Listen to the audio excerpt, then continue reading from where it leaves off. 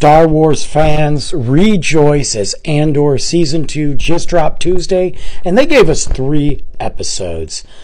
I don't know how I feel about the 3 episodes, meaning that I don't want it to end so fast. I want it to be spread out. But I understand it's been a while since we've visited this time in the Star Wars universe. So giving us 3 episodes to really get into it makes sense, especially since the show overall is quote unquote a little bit slower. Although that's not really the case so far with Season 2, as we got a ton of action. I am absolutely loving this series. When I first heard about it, I wasn't sure, okay, are we going to go back? We already know the outcome of Rogue One. So why are we really going back when these characters will be dead? But I was wrong.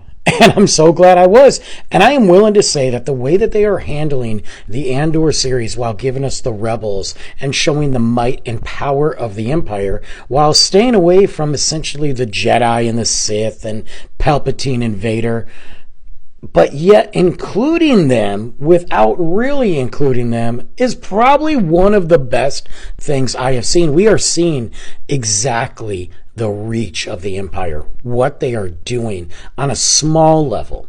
We are seeing what they're doing on a very tiny level and how they're making everybody in the universe feel.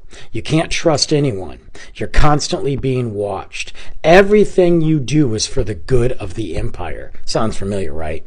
But yet they've also mentioned Palpatine. They've mentioned his plans.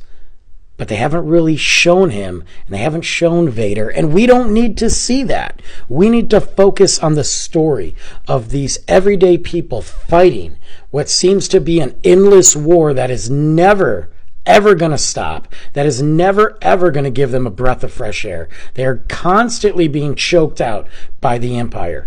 And we're seeing these people and how they came together across the galaxy and took down one of the biggest threats ever in history.